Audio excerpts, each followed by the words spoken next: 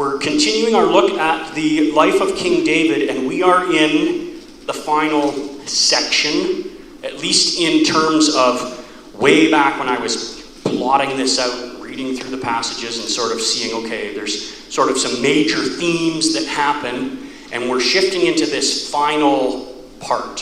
So the series is called David Flawed But Faithful, and this is week 1. And it's a fitting caption, especially for this week, because we're seeing how David, we saw last week how he had, his army had defeated the army of his son Absalom, who had kind of rebelled and usurped the throne, and there was a war. David's forces were victorious. Absalom was killed. David's life is preserved. His kingdom is preserved, but it was pretty painful, right? Because it cost his son. And now we jump in the next section where David is starting to transition back, like to head back, right? But what do? Like, this isn't just a matter of, I locked myself out of the house and I was stuck out for, now I've got my key, I can go back in. It's like, no. Like, your countrymen essentially chose another king. And you were driven out like an exile. And now this is awkward. That king's dead, and you're still the rightful king, but it's like the relationship doesn't feel the same, right? Like, you guys, you had proclaimed Absalom king. What are we going to do with this? It's a tricky situation. And David shows, I think, in this section, we're going to be in 2 Samuel chapter 19, verses 1 to 40, where we'll do almost the whole chapter. David's not a perfect guy. I mean, in a way, it's not a stretch to say this whole situation that he's in as the anointed king of Israel and Judah, except he's across the Jordan trying to negotiate, trying to navigate, coming back. This is all kind of his doing, his fault. His sin set the ball in motion. He's not perfect. But I think we see a really godly example of a king, and there's very Christ-like actions that he takes. So we're going to look, I think it's 4 sections, but the first section is chapter 19, verses 1 through verse 8, or the first half of verse 8, and we see that it's time for him to stop mourning. So last week we saw Absalom, his son, was killed, and the report came back, right? Good news, king. God has delivered you from the hand of your enemy. He's given you victory. He's like, is Absalom safe? No, he was killed. And the king, instead of going, well, at least we're victorious, he was just utterly broken with grief. So that's kind of the context we jump in. It says, it was told to Joab, he's the commander, he's still in the field, coming back with the army. It was told to Joab, behold, the king is weeping and mourning for Absalom. So the victory that day was turned into mourning for all the people. For the people heard that day, the king is grieving for his son. And the people stole into the city that day as people steal in who are ashamed when they flee in battle. The king covered his face, and the king cried with a loud voice, "Oh, my son Absalom! Oh, Absalom, my son, my son!" Then Joab came into the house to the king and said, "You have today covered with shame the faces of all your servants, who have this day saved your life and the lives of your sons and your daughters and the lives of your wives and your concubines, because you love those who hate you and hate those who love you. For you've made it clear today that commanders and servants are nothing to you. For today I know that if Absalom were alive and all of us were dead today, then you would be pleased. Now therefore arise, go out and speak kindly to your servants, for I swear by the Lord, if you do not go, not a man will stay with you this night. And this will be worse for you than all the evil that has come upon you from your youth until now." Then the king arose and took his seat in the gate, and the people were all told, "Behold, the king is sitting in the gate." And all the people came before the king. So this is like a kind of a tense moment, right? The king is grieving his son. We know the circumstances. It's like, well, why? What happened to your son? Well, he was killed in battle. Oh, that's so sad. Was he a soldier? Well, actually, he was leading the rebel army. He was trying to kill me, but we killed him instead. It's like, oh, so bittersweet, I guess, is David is weeping and mourning, which is understandable, but he's He's also the king. And he has been given victory quite clearly from the hand of God. God has delivered him out of the hand of Absalom. And so David has to navigate this. And we get this really pretty blunt and direct conversation, like with Joab going and speaking to the king. Joab, we know, is David's nephew, but he may actually be David's age or older. And he's been the commander of the army under David for a long time. But we know from the past, Joab is not afraid to sort of give David, if not commands, at least strongly worded instructions. But never this strong, right?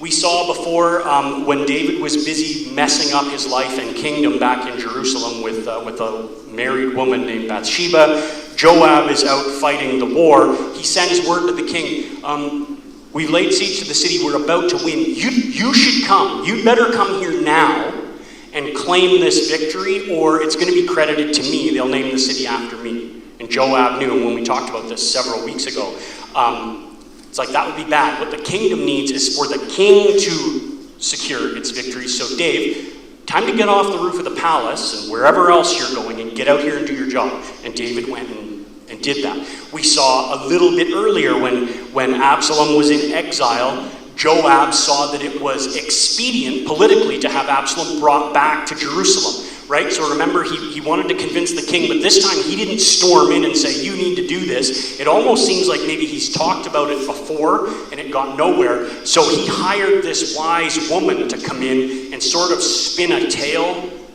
where he would say, yeah, you know what, I'm going to do this. And she says, isn't this the same as your situation? David's like, did Joab put you up to this? Yes. Right? But Joab said you need to bring Absalom back. David did it. This time Joab is far more direct. And I think it's because honestly the stakes are higher. Joab's not wrong, right? He doesn't argue with him, why are you sad? You should be happy. Absalom was a twit anyway. But he just says, you behaving like this, right? You're the king. Remember, you were going to come out to battle with us. And we're like, no, you stay here, we'll go. God will give us the victory for you. And we do that, and we come back, and you're sad. And you have brought shame on all of us, from the commanders right down to the people. And it's like, if you don't turn this bus around, Dave, and I don't think this is a threat. This isn't him saying, I am going to lead a revolt. But it's like, I know these men, David, and you're no stranger to leading military men. There won't be a guy left that's loyal to you by the end of the day if you don't. This is a crisis moment, Dave. Serious. And he says, and I don't think he's using hyperbole, this will be worse than all the other calamities you've come through, because you will have, not only have you been driven out of Jerusalem by your son, you've got this little loyal remnant to you. If you lose them as well, you're done. So David arises and he goes, and it says he took his seat in the gate, and the people said he's sitting in the gate, and that seemed to have changed things. And it's not just, David, you need to stop sitting in here and go sit over there. It's very important where you put the royal cheeks. That isn't, him sitting in the gate is sort of receiving the people, and he would commend them. He says, it's translated here, you need to go and speak kindly to them. Thank them, right? The Lord has given us victory. Let's worship together. Let's give thanks. Thank you, men and commanders, for doing that. And then to hear reports and to adjudicate grievances and all of those things. You need to king now, Dave. It's time to put on your king pants and go out there and fulfill the role that we risked our lives to preserve for you. So that's good advice. Why did David need to be told that? He's human. He's grieving. But I think that reflects some godly character. In an imperfect way, of course. But David, he's not boasting in victory. For David, it's almost, I don't think it's a stretch to say, he loves his son more than he loves his throne. Being the king is great, but he loves his son. And if he has to choose between power and glory for himself and saving his son, this is the direction that he heirs. And isn't God like that? He's got no moral obligation to have anything to do with sinners who rebel. He's utterly glorious, and God is extremely, his glory is kind of the most important thing because he is God. But he is slow to anger and abounding in love. If there's half a chance for him to forgive, he'll do it. And David has this same heart. But here he's lost his son, and he stands in danger of losing his throne. So David needs to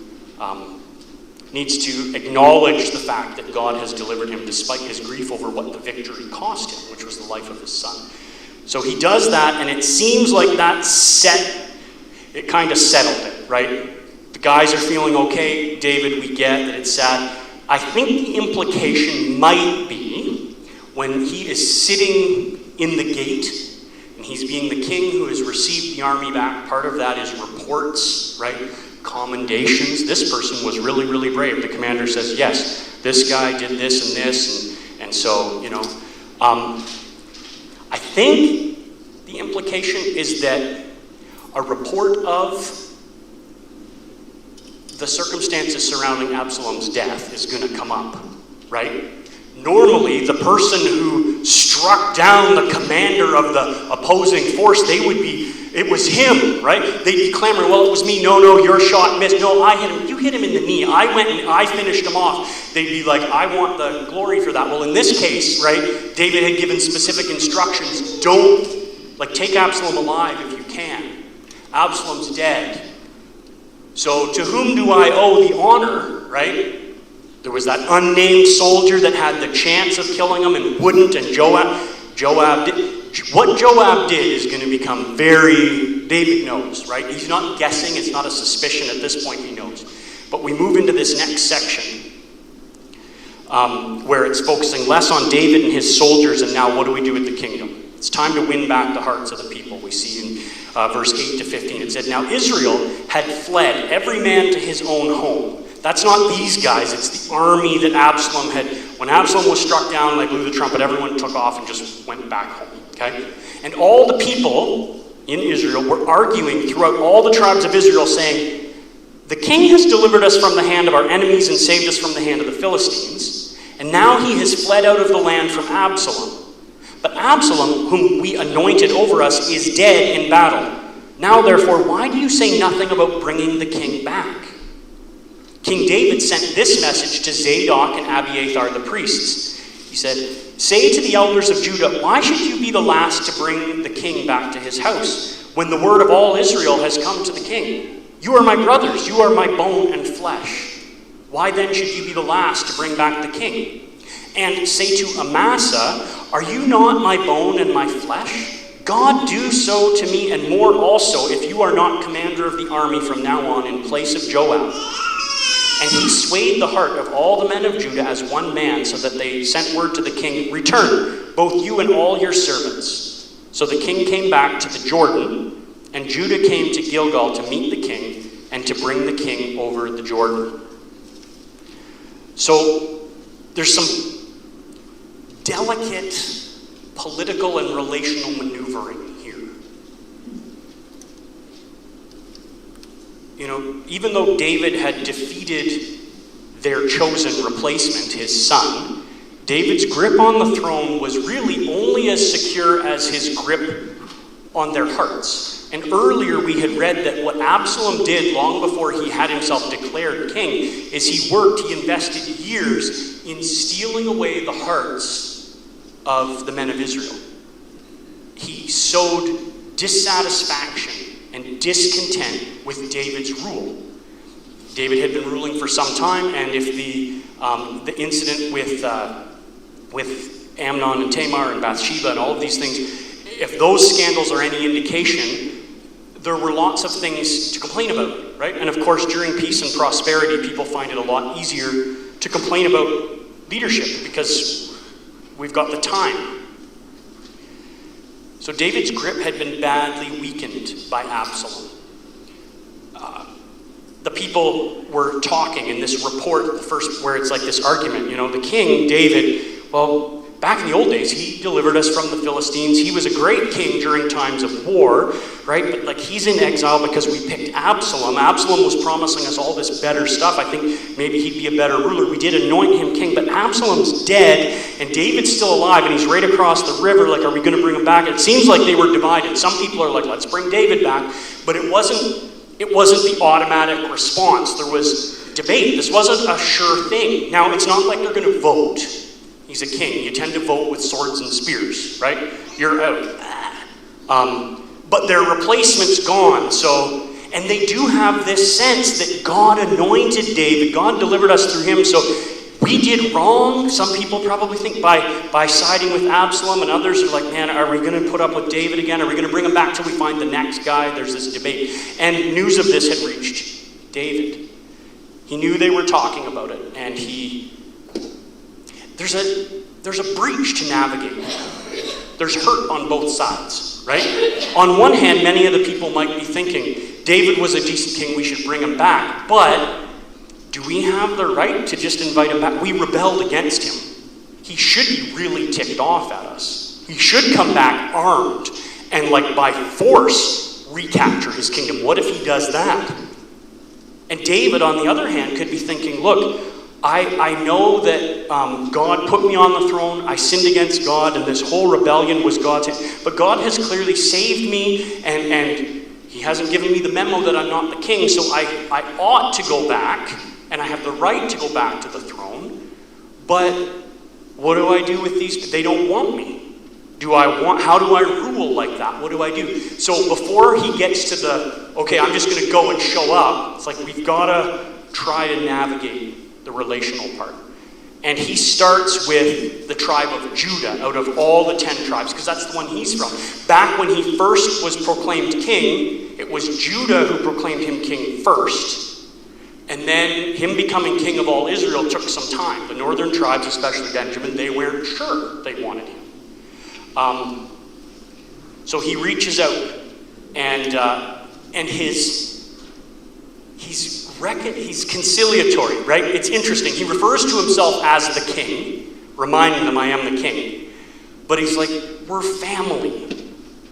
And he says, I know there's this debate, and it looks like they're probably going to, Judah, shouldn't you be first in line?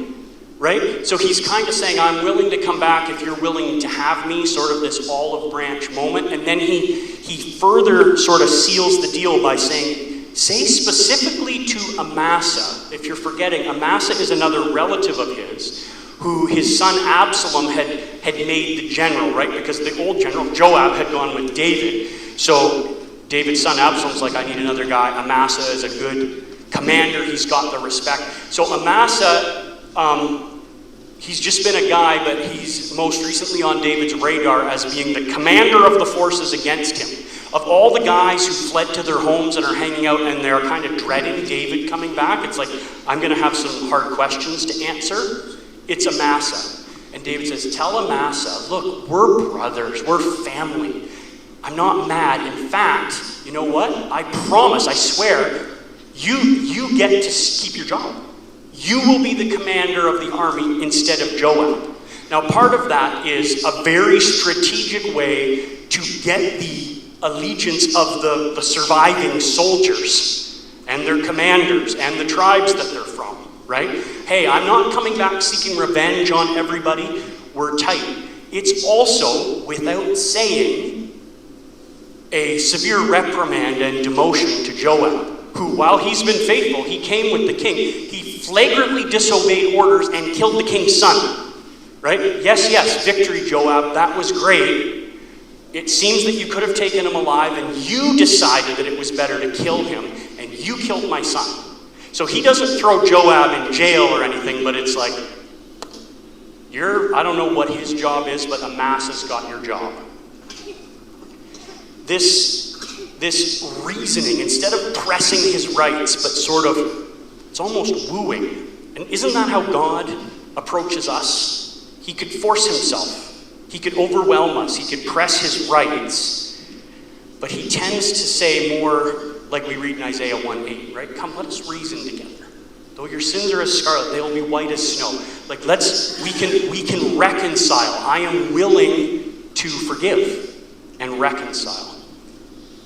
Time's ticking, but we're almost through it. But we're to the meat of the potatoes. Nice, meat and potatoes of it. This middle section, David sees that it's time to pardon his enemies. So geographically, David has come from Mahanaim, which is the town where he was holed up. It's like the elders of Judah are like, come back. So he came back down to the river, and they came from Jerusalem down to Gilgal, which is a town not far from the river. So they're ready, but to bring the king across and bring him into Jerusalem is a big deal. We're going to see a lot more about that next week. But he's down at the river, and then we re-meet some other characters. It says in verse 16, then Shimei, the son of Gera, the Benjamite, or Shimei, I think is how you pronounce it, from Bahurim, hurried to come down with the men of Judah to meet King David. And with him were 1,000 men from Benjamin, and Ziba, the servant of the house of Saul, with his 15 sons and his 20 servants. They rushed down to the Jordan before the king, and they crossed the ford to bring over the king's household and to do his pleasure. And Shimei, the son of Gera, fell down before the king as he was about to cross the Jordan and said to the king, let not my lord the king hold me guilty, or remember how your servant did wrong on the day my lord the king left Jerusalem. Do not let the king take it to heart, for your servant knows that I have sinned. Therefore, behold, I have come this day, the first of all the house of Joseph, to come down to meet my lord the king. Abishai, the son of Zeruiah, answered, shall not Shimei be put to death for this, because he cursed the Lord's anointed? But David said, what have I to do with you, you sons of Zeruiah, that you should this day be as an adversary to me? Shall anyone be put to death in Israel this day? For do not I know that I am king over Israel, or am this day king over Israel? And the king said to Shimei, you shall not die. And the king gave him his oath. And Mephibosheth, the son of Saul, came down to meet the king. He had neither taken care of his feet, nor trimmed his beard, nor washed his clothes, from the day the king departed until the day he came back in safety. And when he came to Jerusalem, from Jerusalem to meet the king said to him, why did you not go with me, Mephibosheth? He answered, my lord, O king, my servant deceived me. For your servant said to him, I will saddle a donkey for myself, that I may ride on it and go with the king, for your servant is lame. He has slandered your servant to my lord the king. But my lord the king is like the angel of God. Do therefore what seems good to you. For all my father's house were but men doomed to death before my lord the king. But you set your servant among those who eat at your table. What further right have I then to cry to the king? And the king said to him, why speak any more of your affairs? I have decided. You and Ziba shall divide the land. Mephibosheth said to the king, oh, let him take it all, since my lord the king has come home safely. Just want to try to adjust this. All right. Anyway, sorry. So you get this conversation with some characters that we've met before. If you're just joining us, I'll try to give a quick bit of backstory. When David was fleeing Jerusalem, this guy Shimei, he's a descendant of Benjamin. That's the tribe that the former king Saul was from. He, at really great risk to himself, went out of his way to hurl insults and curses, and he kicked stones and threw dirt at the king the whole way that he was fleeing. And at that point, this guy Abishai, Joab's brother, is like, let me go kill this dead dog. David said, don't do it, right? So Shimei is a guy that would be concerned when David's coming back. Mephibosheth, we have to go back a little bit further. Mephibosheth is a son of Jonathan, the son of Saul, who David, once his kingdom was established and stuff, he goes, is there any descendant left of my good friend Jonathan that I can show kindness to, because I promised my friend Jonathan that I would not forget him and I would show kindness to his family? They're like, there's one guy, actually, he's living, interestingly, in Mahanaim, this town where he, right? And he's lame in both feet. David's like, bring him. And he was really nervous, right? But David's like, don't worry, I'm not gonna take my revenge against you. I'm gonna show you kindness. So he gave him this place of honor. But when David left Jerusalem, when he was fleeing, you remember this guy Ziba shows up with a bunch of donkeys. Ziba is Mephibosheth's servant, and David asked him then, hey Ziba, where's Fibs? Where's your boss? And Ziba's like, he didn't want to come. He's like, today I'll get my throne back. He's a traitor, Dave, but I brought you donkeys and raisins and cakes and goodies. right? And David at that moment said, you know what, Ziba? Everything, all of the land that I gave to Mephibosheth, I give to you. And Ziba's like, thank you, sir, and went with them. Now we're getting the other side of the story. So in both of these cases, we see David, he's acting magnanimously, right? First with Shimei. Shimei deserved death, right? He was an open enemy of the king.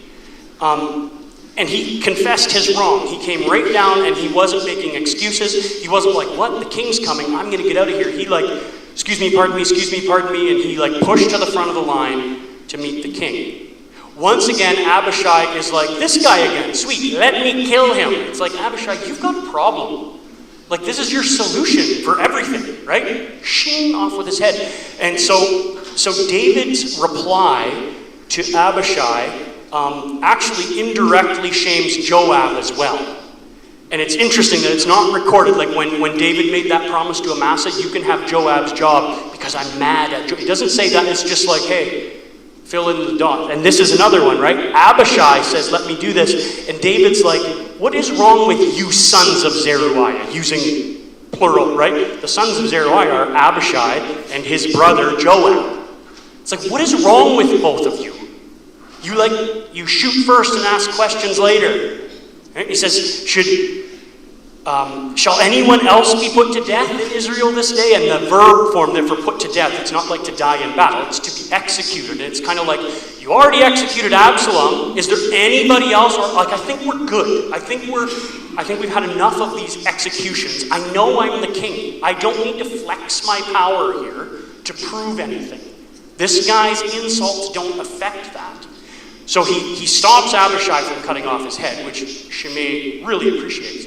But he also throws some serious shade on Joab in that moment as well. And it's all in there.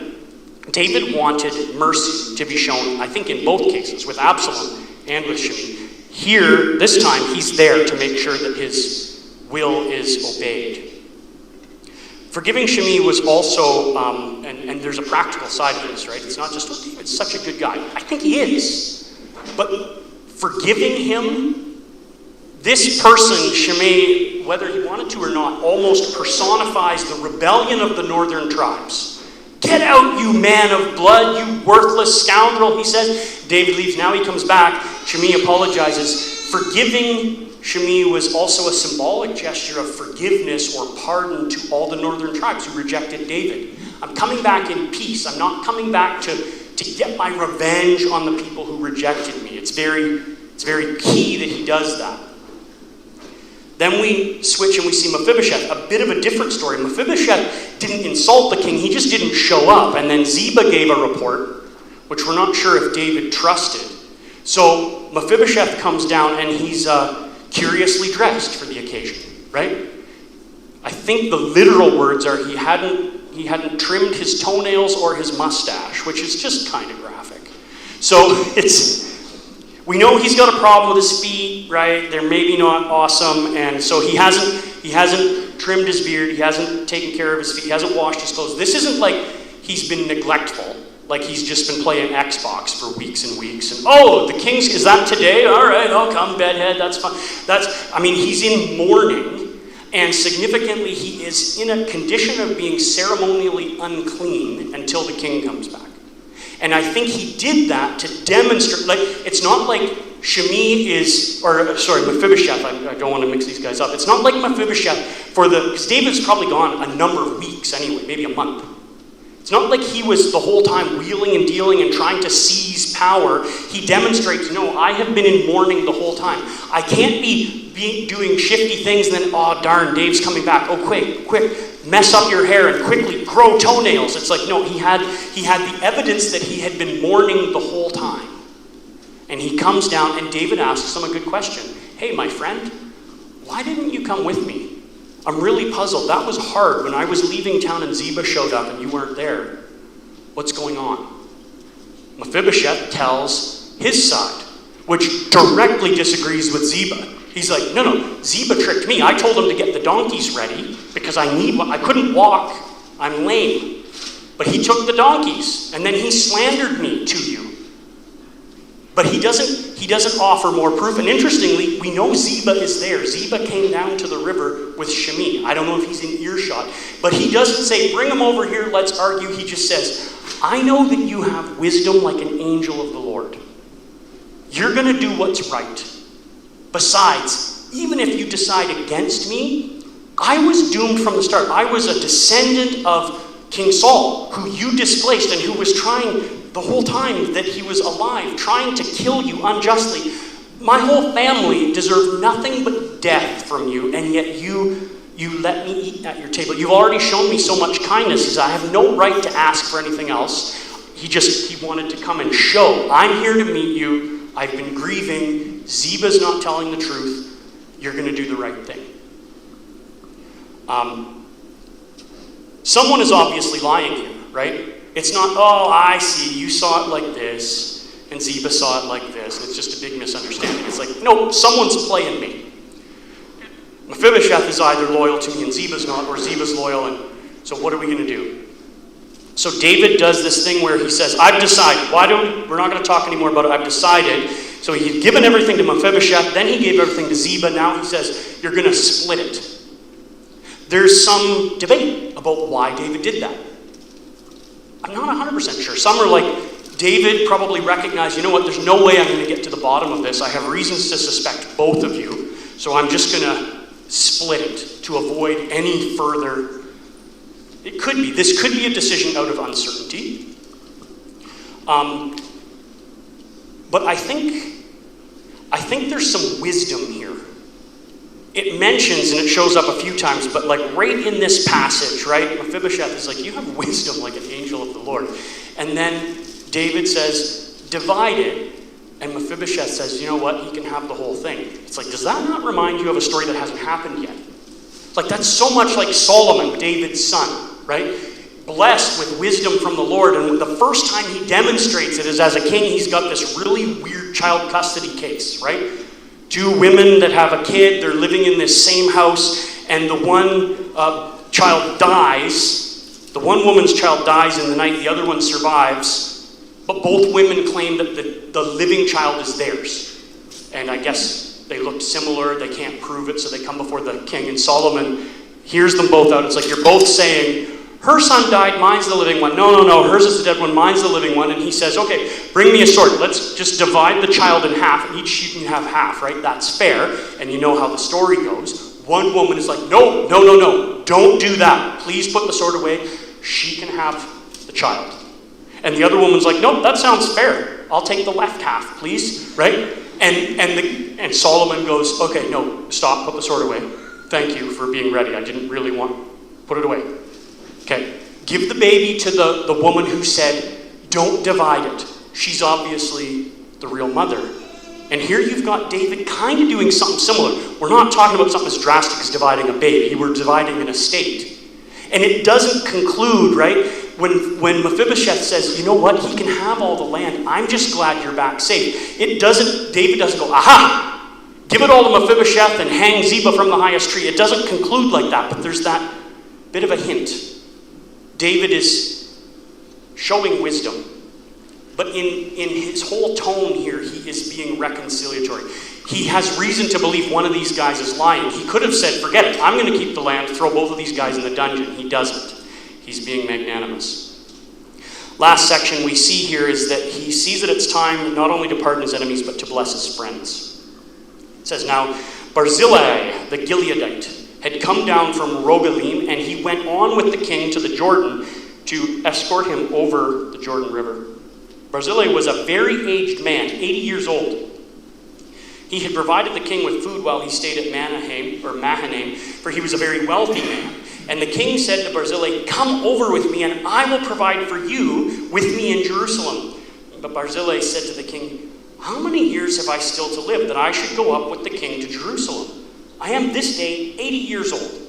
Can I even discern what is pleasant and what is not? Can your servant taste what he eats or what he drinks? Can I still listen to the voices of singing men and singing women? Why then should your servant be an added burden to my lord the king?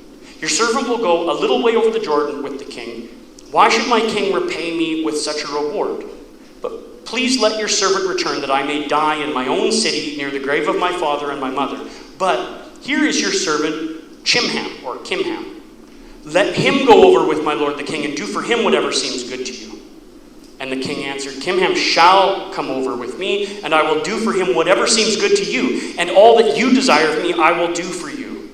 Then all the people went over the Jordan, and the king went over also. And the king kissed Barzillai and blessed him, and he returned to his own home. The king went on to Gilgal, Kimham went on with him, and all the people of Judah and also half the people of Israel brought the king on his way.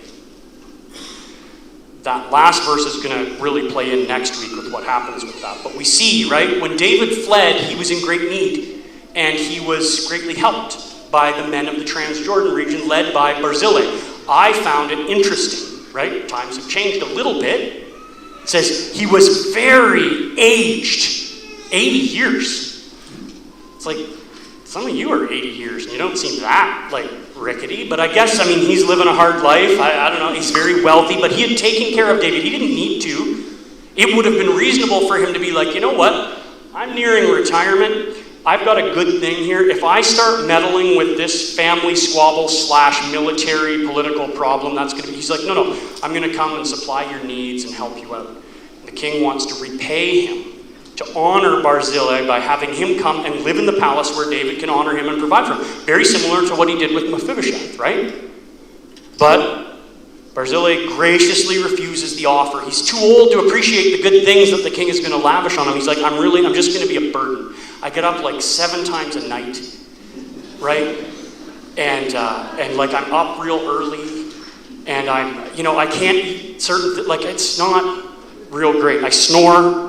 He's like, no, I'm not going to do it. I'm just going to be a burden to you. But he presents Kimham, who's in all likelihood one of his sons. And he's like, do whatever you were going to show me for kindness. Here, you can honor my son, like a representative, which was a reasonable and understood thing culturally. And David says, yeah, I will show kindness to him. And it's characteristic of David as well, right? That was the whole deal with Mephibosheth. David is honoring the great friendship and faithfulness of his friend Jonathan by bestowing undeserved kindness on his son.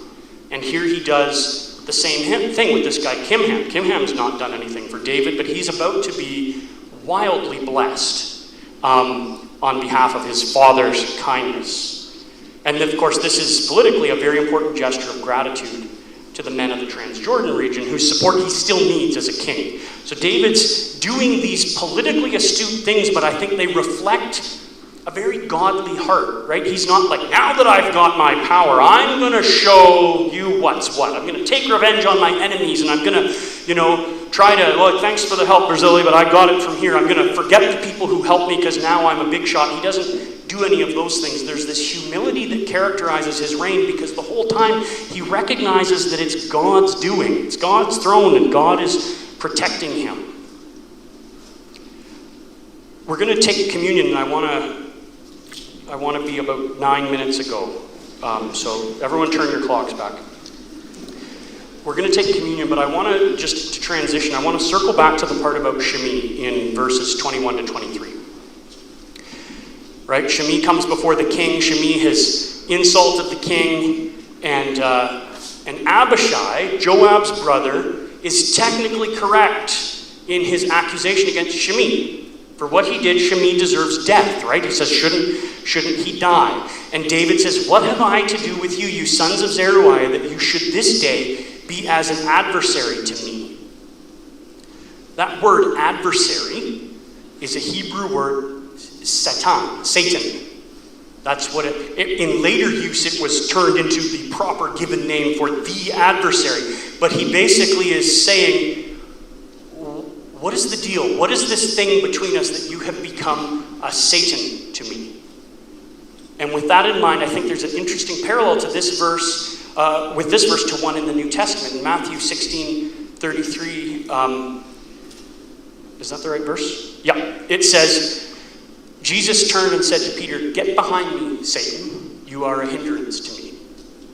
It's not just similar wording where the Lord's anointed is telling a friend, an ally, calling him a Satan, which I would find insulting.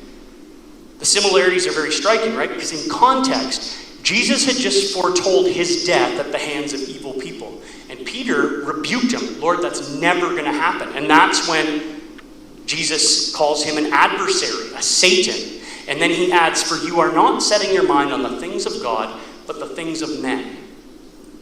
And isn't that the problem? Right? Abishai, he's not wrong, but he's thinking like a human. He says, this person sinned against the Lord's anointed. He should die. But the Lord's anointed says, no, he shall not die. And then in the New Testament, Peter said, the Lord's anointed shall not die. And Jesus, the Lord's anointed, said, yes, he shall die so that the sinner can live. People don't think like that, but God is always thinking about grace and working towards redemption.